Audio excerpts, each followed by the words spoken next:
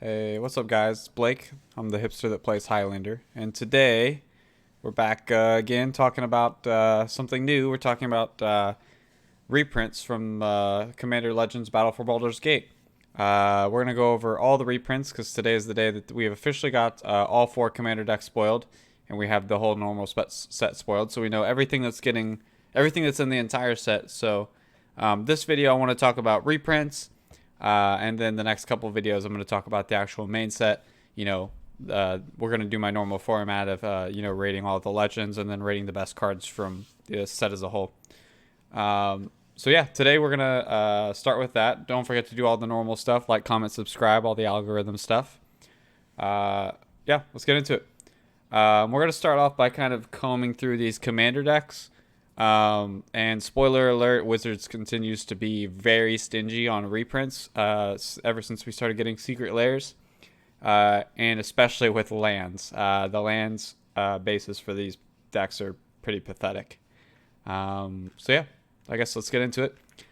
First up, we're going to start with by far the one of the worst sets of reprints I've ever seen, Draconic Descent. There is almost nothing here of note.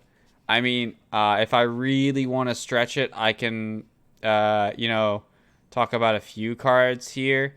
I guess we'll talk about a few, sure. Goblin Spymaster, this is a cute one. 2 in a red for a 2/1 Goblin Rogue with first strike. At the beginning of each opponent's end step, that player creates a 1/1 red Goblin creature token with creatures you control attack each combat if able. So every turn it re-ups people, forcing them to attack. It's a cute card. It's a card that hasn't been reprinted very much, so its price might be a little higher than it's probably supposed to be. But this card is just fun. It's not particularly good. What else are we looking at? I guess like Blasphemous Act, 8 in a red, costs 1 less for each creature on the battlefield, deal 13 damage to each creature. It's one of the best red board wipes in the format, but it's been reprinted to the ground, so it's only like $1 or $2. And I mean, I'm happy to see it keep getting reprinted, so that way it's accessible to everybody. But I mean, when I'm reaching this far to talk about your reprints, like, this deck's pretty sad. I mean, we got a Chaos Warp in here, 2 in a red for an instant. The owner of target permanent shuffles into the library, reveals the top card of the library. If it's a permanent, they put it on the battlefield. Same story as Blasphemous Act, one of the best tools for red, but it just isn't worth anything as far as monetary value. We got the normal suite of like Mana Rocks, Felwar Stones, Soul Rings, Wayfarers Bobble. So it's nice to see all those reprinted, but that should be bare minimum at this point. I guess there's a propaganda here. Curse of Opulence is a pretty good one. It's 1 in a red for an Aura Curse. Whenever an enchanted player is attacked, create a colorless artifact gold token. You and the attacking player do that. And the gold token is like a treasure. You can sack it for a mana. This card's price is pretty inflated at the moment. It's like $13 or something like that. It's just because it's never been reprinted, and there's been some increased demand because of curse support and stuff. So this card's going to absolutely tank. It is a fairly fine card, but this is probably like the best like non-bulk rare reprint in the deck. And then I guess we also have a Terrain Generator, which is a land I really like. It's taps for a colorless mana, or you can pay 2 and tap it to put a basic land from your hand into play tapped. So if you got nothing better to do, you can kind of ramp a little bit. But yeah, I like this card, but in 2-color this was just an excuse for them to not put any non-basics in this deck and just give you a bunch of basics, honestly, because this card wasn't very expensive. It was only a couple bucks. And I would really only play this in a monocolor deck, but it is nice in your monocolor decks, especially monocolor decks that play a lot of basics because they want to play like extra planar lands and Cage Suns and stuff like that. So yeah, this honestly, in all fairness, this deck is pretty cute. If you just play this deck out of the box, it's like a forced combat sort of deck. It's a cool concept. I like this deck will lead to a lot of fun if you just play it out of the box. But if you're buying this deck for like monetary value, there's just like nothing here for you at all, unless some of these new cards that we'll talk about later become, valuable. But even they look kind of eh. All right, so we'll move on to the Exit from Exile. This is the red-green PreCon. We got a few decent cards to talk about here. First, we'll talk about Lelia the Blade Reforged. 2 in a red for a Spirit Warrior with haste. It's a 2/2. When it attacks, you exile the top card of your library. You can play it this turn. When you exile one or more cards from your library and or graveyard, you put a 1/1 counter on Lelia. This is just a strong card in its own right. It makes it a pretty good commander if you want to build it. Just a solid card. It's good if we get it reprinted pretty early after it was originally printed, so that way we can keep its value low. And I should mention, I'm not going to mention cards on this list just because, just if they're expensive. I'm only going to really talk about cards if I think they're actually good or playable in the format. Things that are just like artificially inflated for whatever reasons, I might mention them in like passing, but I'm not going to spend a lot of time on them. I'm going to talk about cards I think are actually good. So yeah, Lelia, it's a good card to see. I like it. Next up, we got Secure Tribe Elder. Everybody knows Steve. It's 1 and a green for a 1/1 Snake Shaman. You can sack it, search your library for a basic land, put it in the battlefield tapped. Not a valuable card, but a great card. Goes in your green decks for sure. We also got Azuri's Predation. This is a nice one. It's 5 green for a sorcery. For each creature your opponents control, you make a 4/4 beast, and then the beasts all fight the creature that they were made for. This is one of the few ways that green has to wipe the board. I wouldn't play it in a green-red deck like this. Red has enough board wipes where you don't have to reach for this. But in like a mono green or... yeah, basically just a mono green deck, I would play this. Or if I'm in like a tokens-heavy strategy where I make extra tokens of these 4/4s or something to get more out of it. But yeah, if I'm not like specifically in a tokens theme, then like I would only put Azuri's Predation in exactly mono green. Still a pretty decent card though. We also have an Escape to the Wilds here, which is 3 in a red and a green for a sorcerer. You exile the top 5 cards of your library. You may play cards exiled this way until the end of your next turn, and you can play an additional land this turn. This card's pretty slept on in the format right now, I think. It's a bulk rare, but it was good enough to get banned from Standard, and I think it translates very well into EDH. So yeah, don't sleep on Escape to the Wilds if you're in red-green. We also have a Nature's Lore here, which we'll talk about again later. It's 1 in a green for a sorcerer. You search the library for a forest card, you put it on the battlefield, then shuffle. Notably, you can get any forest. It doesn't have to be a basic, and then there's the battlefield untapped. So this card kind of effectively ramps you for 1 mana, because you get 1 of your mana back immediately. Nature's Lore is one of, if not the best ramp spell in the format. So it and its brother 3 Visits, which are the same card, are both in this deck. Both are about $4 right now, so very happy to see these reprinted. And then, what are we moving to next? Return of the Wild Speaker is a pretty good one. It's 4 and a green for an instant. You choose one, draw cards equal to the greatest power among non-human creatures you control, or non-human creatures you control get +3/+3 until end of turn. The most important thing about this is an instant, so even though it doesn't give trample, your opponents will definitely not block accordingly to not die to this. So you will definitely kill people with this card. And worst case scenario, you can just use it as a draw spell. In dire straits, you can just draw a couple cards off of it, or this could draw you a whole new hand. Return of the Wild Speaker has all the right kind of flexibility. Great card. There's a Beast Within here. Great card. We got a Soul Ring and Arcade Signet. That's to be expected in all of these. Stolen Strategy, a favorite of mine. It's 4 and a red for an enchantment. At the beginning of your upkeep, exile the top card of each opponent's library. Until end of turn, you may cast non-land cards from among those exiled cards. You may spend as over mana of any color to cast those spells. So on each of your turns, you get to, impulse draw the top card of each of your opponent's decks, and you can play them. This card is kind of expensive right now. It's like, I think it's getting close to 15. This is just a really fun card, and it's pretty good. This is a lot of consistent draw for a red deck. Even though some of the cards may not, directly synergize with your deck, you'll take that in like a mono red shell or something. So, yeah, if you've watched some of my other videos, you know I like this card. I'm happy to see this card reprinted. It'll make it much more accessible to people because this card doesn't need to be the price that it is. It's a very fun and good card, so I'm happy to get it into more people's hands to try it out. And I think that's really the last notable thing here. Once again, the land base is pretty pathetic. I do see like a Kessig Wolf run in here. It's a solid land. It taps for a color, so you can pay X red green and tap it. Target creature gets +X/+0 and gains trample to end of turn. This just helps you chip in for some damage later on in the game. It's a nice land. Nothing insane though. Mind Flayers. We're looking pretty slim here too. There's not that many great cards in this one. Hullbreaker Horror is kind of the standout to me. It's kind of become a very good card in the format. It's a 5 blue for a Kraken Horror, 7/8. It has Flash. This spell can't be countered. Whenever you cast a spell, choose up to 1. Return target spell you don't control to its owner's hand. Return target non-land permanent to its owner's hand.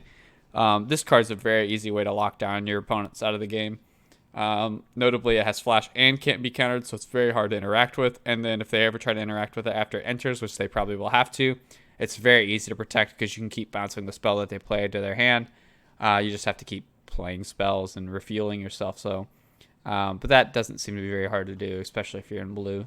So yeah, Hullbreaker Horror, super stellar creature in the format. A card I really love that people don't really play, I just think because they probably don't know about it because it's like never been reprinted since like Mirrodin, is Dross Harvester. It's 1 black for a 4/4 horror. It has protection from white, which is very good in Commander. At the end of your turn, you lose 4 life. Whenever creatures put into a graveyard from play, you gain 2 life. Any creature dies, you gain 2 life. That's super sick. Anybody doing some sort of sack decks, you're gonna just gain tons and tons of life. And all you have to do is pay 4 life at your end step to keep this thing. That's nothing in Commander. People would even play this in Standard back in the day when you only had 20 life and you have 1 opponent. So you were under a lot of threat. But this card is very stellar. You can put it in your sack deck. You can put it in a life paying deck. This card could fit in a lot of places. It's just a very good card. And it's well statted too. That's kind of, there's a couple decent throw-ins here that aren't very valuable. There's Woe Strider. Love this card. 2 and a black for a 3/2 horror. When it enters the battlefield, you make a goat token. You can sacrifice another creature to scry 1, so it's a free sack outlet. Notably, it can't sack itself, which is kind of a bummer. But it does have escape for 3 black and exile 4 cards from your graveyard, so it can keep coming back when it dies. And it enters the battlefield with 2/1/1 counters when you escape it. So it gets a little bigger. That's fine. It's just a recurable sack outlet that can bring itself back. Notably, it's not like the most efficient way to do it, but you'll take it. Very good card. I've always been impressed with Woe Strider. There is a Spellskite here. Spellskite's a solid card. 2 mana artifact creature horror with 0/4. You can pay a blue for X mana, which means you can pay 2 life or blue mana. You'll basically always pay 2 life in Commander. Change the target of target spell or ability to Spellskite. This just really messes with people. Messes with auras. Messes with all sorts of stuff. Makes it really hard to kill the thing that they want to kill. Spellskite is very good. Love Spellskite. Okay, so I guess we have a few instants and sorceries. There's Curtain's Call. 5 and a black for an instant. It has Undaunted, so it costs 1 less to cast for each opponent. So realistically, this costs 3 mana. And you destroy 2 target creatures. Just extremely good rate. The only time it kind of sucks is if you're playing 3 players. But most of the time, you'll be playing 4+ players in Commander. So Curtain's Call is very good. And it hasn't really seen a reprint in a while, so it's nice to see it here. Memory Plunder. This is a very fun card. It's 4 blue-black hybrid. For an instant, you may cast target instant or sorcery card from an opponent's graveyard without paying its mana cost. So you just get their best thing. You can take their tutor if you need to get something. It also denies them from being able to recast stuff from their graveyard. So you can really get somebody if they're trying to target something they want back, and you exile it and cast it yourself in response. Memory Plunder is very fun. Good card. And lastly, for this sort of section, we have Drown in the Loch. It's a blue-black instant. Choose 1. Counter target spell with CMC less or equal to the number of cards in the controller's graveyard, or you do the same for destroying a thing with CMC equal or less to the number of cards in their graveyard. Good flexible card. You shouldn't have to be in a dedicated mill deck to reliably use this, but it doesn't hurt, and this is kind of somewhat of a dedicated mill deck. So, yeah, it's nice to see Drown in the Loch here. Good card for sure. Definitely need more of them out there in the wild. We'll get the normal kind of suite of Arcane Signets. Herald's Horn's a pretty nice one. It's a 3 mana artifact. As it enters the battlefield, you choose a creature type. Creatures you cast of the chosen type cost 1 less to cast. And at the beginning of your upkeep, you look at the top card of your library. If it's a creature card of the chosen type, you may reveal it and put it in your hand. This card's kind of artificially inflated right now. It's getting closer to $10 now. It's a really solid tribal card, but it's definitely shouldn't be as expensive as it is. But it's nice that it's getting reprinted here, so it'll be accessible. Just a fine tribal card. There's a Lightning Greaves here. Everybody knows what that does. Solid reprint. What else do we have? I guess there's a Leyline of Anticipation. It's a 2 blue for an enchantment. If it's in your opening hand, you can start and play with it without casting it. And you can cast spells as though they had flash. I think this card's pretty overrated, honestly, in Commander. But it is nice to see it reprinted here. And it's a fine card. I'm not crazy about it. I mean, you hear me talk about like casting things being instances as sorceries and things having flash. It's a huge deal for me. But I'm not going to dedicate a deck slot to it, especially not 4 mana. I mean, sure, you can sometimes live the dream scenario, one in like every, I don't know what the statistics would be. I would guess it'd be like one in every like 15 or 20 games you would have this in your opening hand. I'm not willing to play this card for those odds and pay 4 mana for this effect. So, cool reprint, but not for me. Land base, pretty pathetic. As usual, there's your command towers and exotic orchards, which are cool. But most of this other stuff is not good. Not very exciting to see. I do like the Tainted Lands, so Tainted Isle is cool. We'll talk about the best deck now in terms of value and the new cards I anticipate. It's the white-black deck. Surprise, they gave it to the command zone. This deck kind of has a laundry list of cards that are good in it. We'll start with the creatures as usual. 8.5 tails. White for a 2/2 legendary creature, Fox Cleric. You can pay 1 and a white. Target permanent you control gains protection from white until the end of your turn. You can pay 1 mana. Target spell or permanent becomes white until end of turn. So for 3 mana, you can protect any of your stuff. It's pretty useful card. Yeah, it's a good one. Good reprint. Like to see it. Really solid role player. Next up, we got Frontline Medic, 2 and a white for a 3/3 human cleric. It has Battalion, which means whenever it and at least 2 other creatures attack, creatures you control gain indestructible to end a turn. It's a pretty nice effect. And you can also sacrifice Frontline Medic to counter target spell with X and its converted mana cost unless its controller pays 3. This card's really good at messing with big X spells like Tormented Hailfires and stuff. Because if they're paying 3 less to cast their X spell, it's already going to be much less effective, and they have to because you have this sitting in play the whole time, so they know it's there. And it's also just a good beater. And in the meantime, it allows you to kind of swing for free. So yeah, Frontline Medic's a really good one. Happy to see it reprinted. We got another reprint of Selfless Spirit, which is really nice. It's 1 and a white for a 2/1 flyer, Spirit Cleric. You can sacrifice it to give creatures you control indestructible to end a turn. Love that effect, as we've kind of talked about with the last card. It's always good when you can get that card on a good creature. I much prefer having that effect on creatures because creatures also want to protect the other creatures. So this just allows you to put more creatures in your creature deck rather than running some of the other cards in this deck like Unbreakable Formation and those sort of instants that give your creatures indestructible. Those are fine. Sometimes I'll run a few of those, but like this is the effect I want. I want this effect on creatures for sure. One hilarious reprint in this deck is Calculating Lich, which is 4 black for a 5/5 with Menace Zombie Wizard. Whenever a creature attacks one of your opponents, that player loses 1 life. This card is like whatever. It's not really that good. It's like fine. It'll randomly make your opponents take more damage. But what's hilarious about this card is its price is just insanely inflated because it was only printed like this one time in like whatever this decks are called, game day or game night decks or whatever they're called. So this card's like super inflated for no reason. So I just think it's hilarious that they're using that as a way to reprint this card to like artificially increase the reprint value of this deck, which is funny. But it doesn't really matter because this deck does actually have some real reprints in it. But this one is a funny reprint. Now cards that are actually good, we have Gonti, Grim Horror Specs. I'm not going to read those. They're just good cards.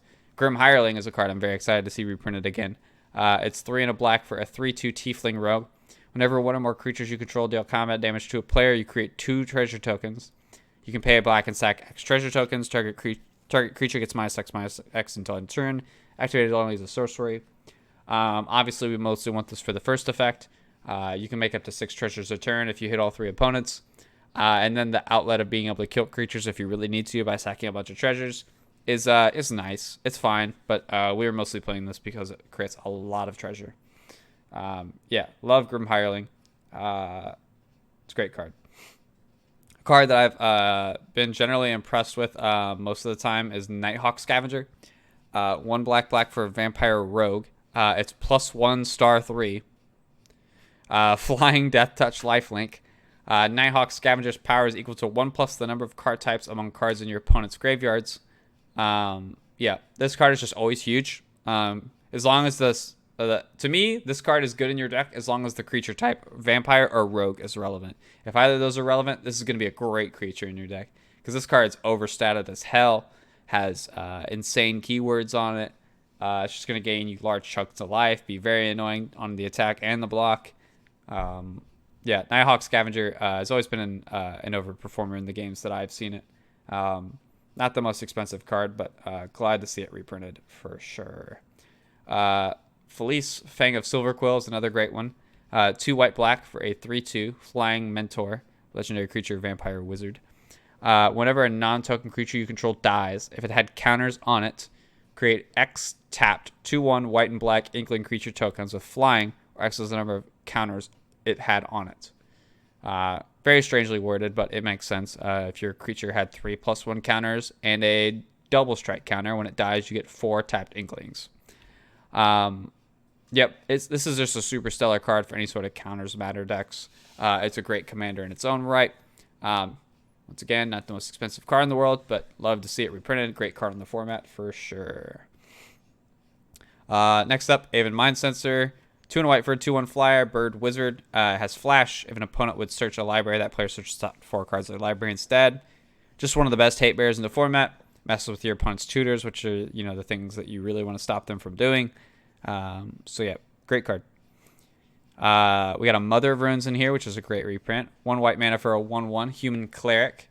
Tap target creature you control gains protection from the color of your choice till end of turn. Notably, this can target itself and protect itself, which is great. But if you need to protect something else, you certainly can. Mother of Runes, great card. You love to play it on turn 1. Always feels good. Last card in the creature segment is Zulaport Cutthroat.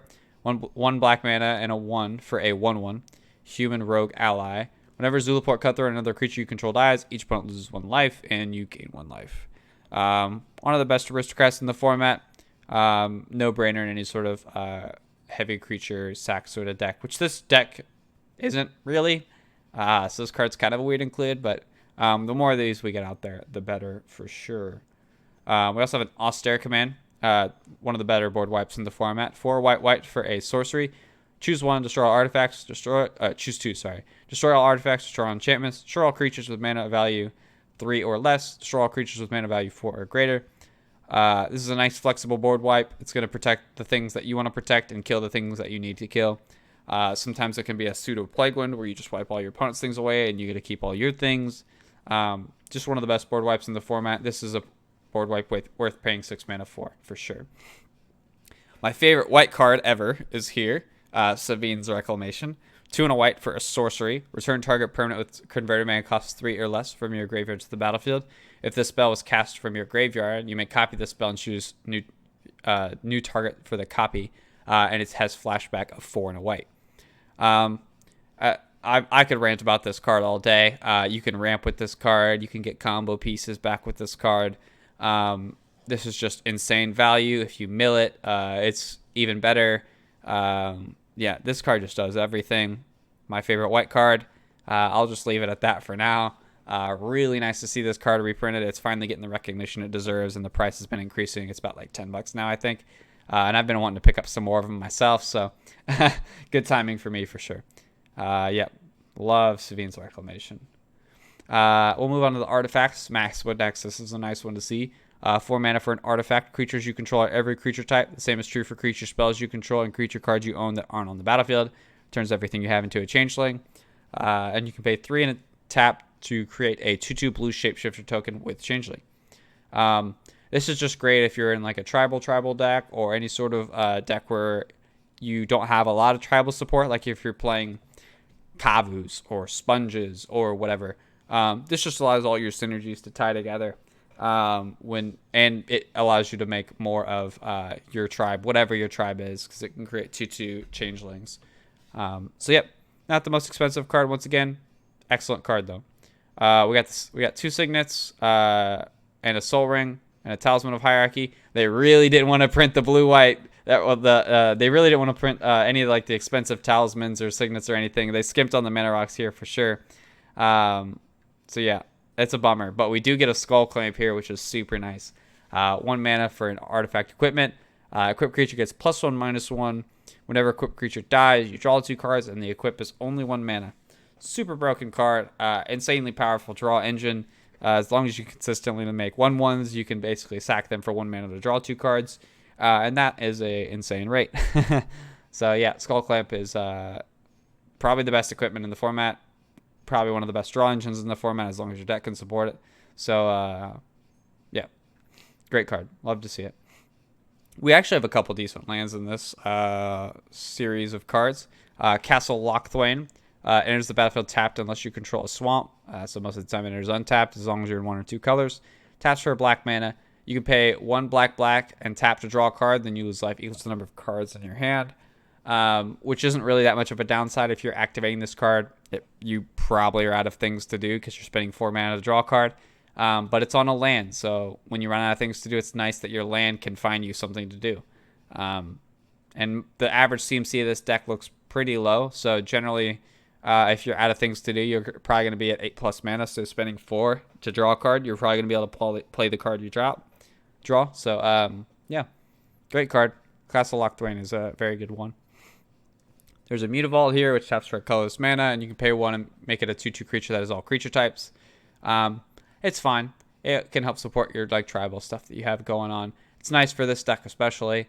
But yeah, it's a fine card. Good reprint though. It's starting to get up there a little bit in price. We have some temples. Vault of the Archangel is a great one. Taps for a colorless mana. You can pay 2 white-black and tap this to give creatures you control Death Touch and Lifelink until end of turn. Very nice effect for 5 mana, especially since you just get it on an untapped utility land.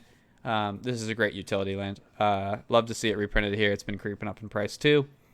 Warroom. Love this card. Taps for a colorless mana. You can pay 3 tap, pay life equals to your commander's color identity, which is 2 here, to draw a card. Once again, same thing as Castle Lochthwain. It's an untapped land, and draws you cards when you run out of things to do. Warroom's great. There's a Bajuka Bog here. Super good land. Enters the battlefield tapped. When it enters the battlefield, exile target player's graveyard. Taps for a black mana. One of the best utility lands in the format. Not very expensive, but try to get all the reprints of them we can. And that's about it for the Commander PreCons. Definitely the white-black deck won out.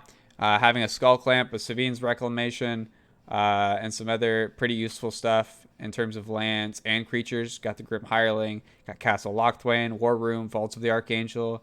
We love to see cards like Austere Command, Mother of Runes, and that sort of stuff too. Selfless Spirit.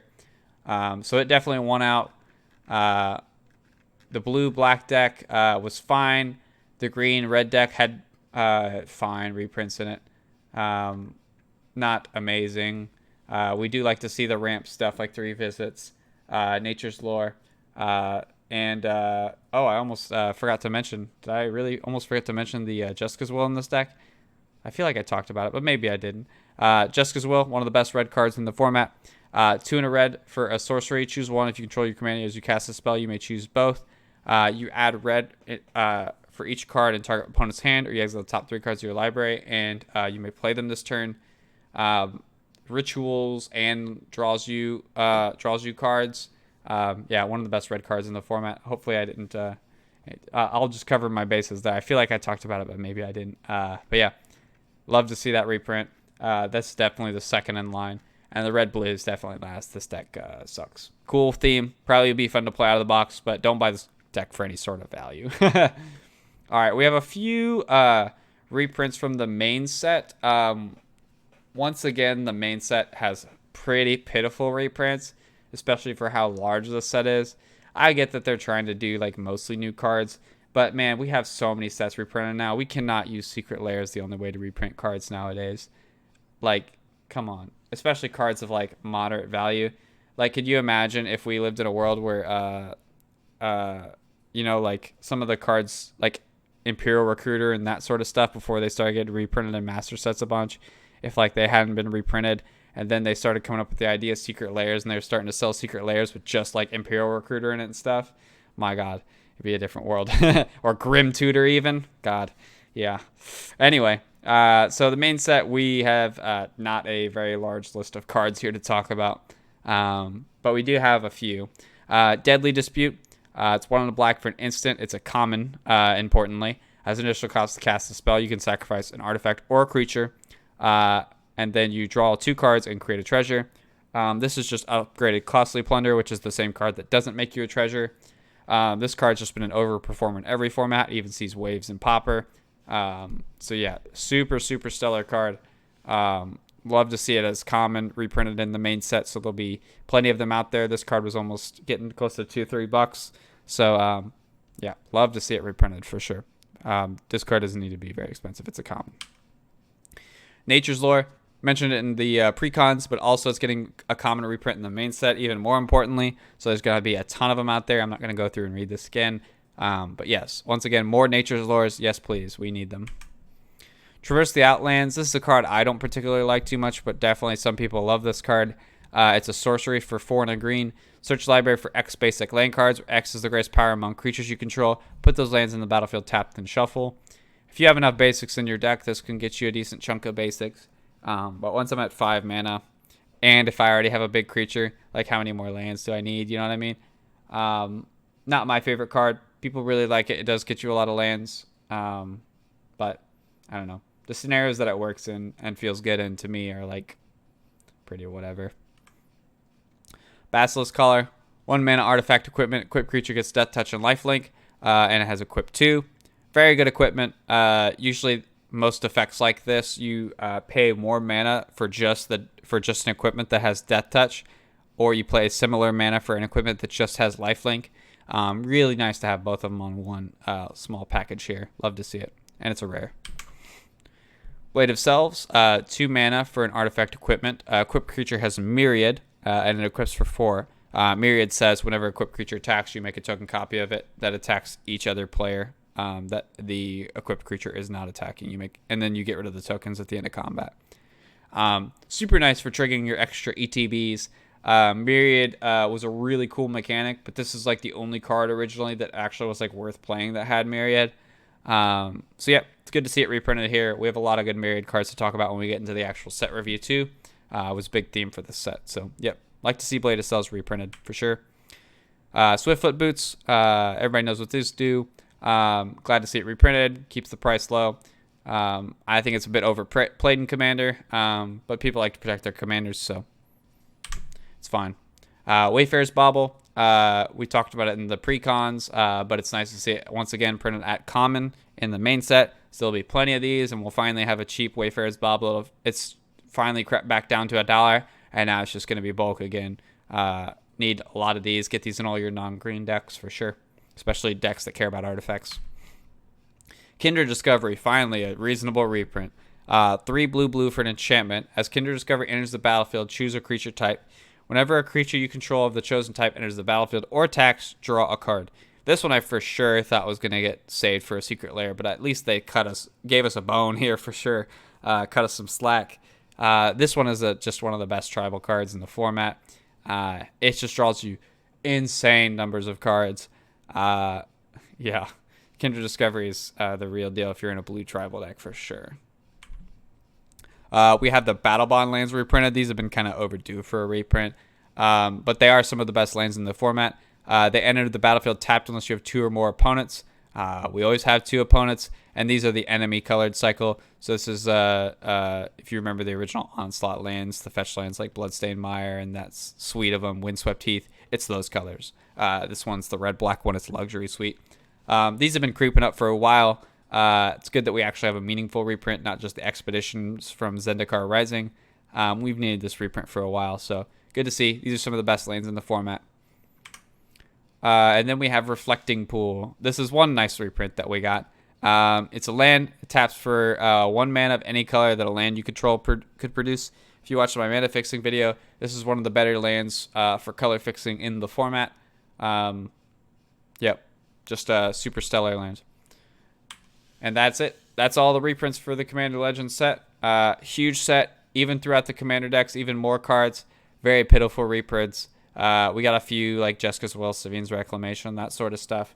But overall, like, come on, Wizards. We got to do better than this. Like, ugh.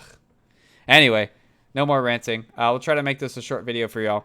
Thanks for watching, everybody. Don't forget to like, comment, subscribe, do all that stuff. Tell me what I can do better in my videos. If you enjoyed this video, it's the first one kind of its kind from me. Leave me some feedback. Tell me what you think. Thanks again, everybody. Have a great day.